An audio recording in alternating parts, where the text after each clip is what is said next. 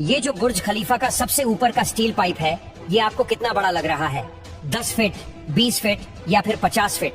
दोस्तों, ये सिर्फ इतना सा बुर्ज खलीफा का हिस्सा ही 136 मीटर का है और सिर्फ उतने हिस्से का वजन ही 300 टन से भी ज्यादा है।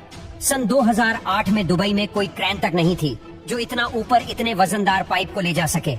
अब कैसे इंजीनियर्स इस मोटे पाइप को ऊपर लेकर गए? इसके अलावा स्टील पाइप के ऊपर ये कुछ डिवाइस लगा है, ये किस काम आता है? कैसे ये डिवाइस पिछले 13 सालों से दुबई को बचा रहा है? सबसे पहले तो आप ये जान लीजिए कि ये ऊपरी हिस्सा किस काम आता है। इस स्टील पाइप का कोई तो काम होगा। दरअसल अगर दोस्तों ये ना होता तो बुर्ज खलीफा कभी भी टूट सकता था। दोस्तों, ये जो पाइप है ये 4000 टन स्टील से बना है। इसकी लंबाई 244 मीटर की है।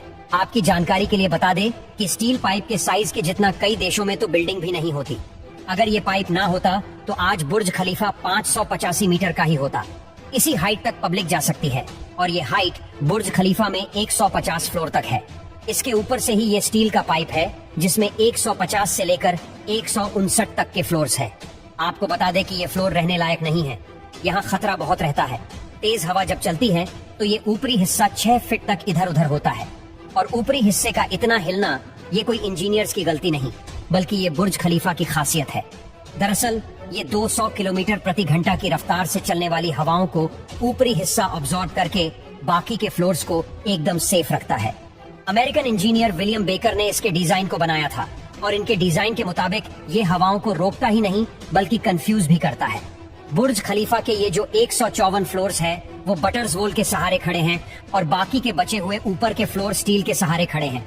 अब अगर ये स्टील ना होती तो ऊपर के माले हिलने पर कंक्रीट में क्रैक्स जरूर आ जाते और बाकी के सारे फ्लोर्स बर्बाद हो जाते और इसीलिए ऊपर से इसे स्टील से बनाया गया है। इसके अलावा आप यकीन नहीं करेंगे कि बुर्ज खलीफा के टॉप पर लगा ये डिवाइस दुबई को पिछले 13 सालों से बचा रहा है। दरअसल इंजीनियरिंग भाषा में इसे लाइटिंग अरेस्टर कहते हैं। इस डिवाइस में एक छोटा सा सेंसर है जो बादलों में मौजूद एक्टिव चार्ज को डिटेक्ट करता है।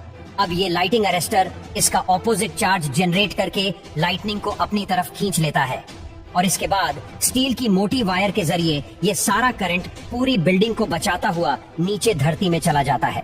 18 से 20 बार इस डिवाइस ने बिजली से दुबई को बचाया है। जब भी इस डिवाइस में लाइटनिंग स्ट्राइक होती है तो इसका बैटरी हर बार चेंज करना पड़ता है और चेंज करने के लिए एक वर्कर को ऊपर टॉप पर भेजा जाता है। अब आइए आपको बुर्ज खलीफा के ये टॉप के हिस्से का बताते हैं कि इतना बड़ा और वजनदार हिस्सा ऊपर तक कैसे ले जाया गया। पहले तो काफी समय तक इसका सलूशन ही नहीं मिल रहा था, लेकिन फिर इंजीनियरिंग टीम ने ये डिसाइड किया कि हम इस पाइप को बुर्ज खलीफा के अंदर ही बनाएंगे।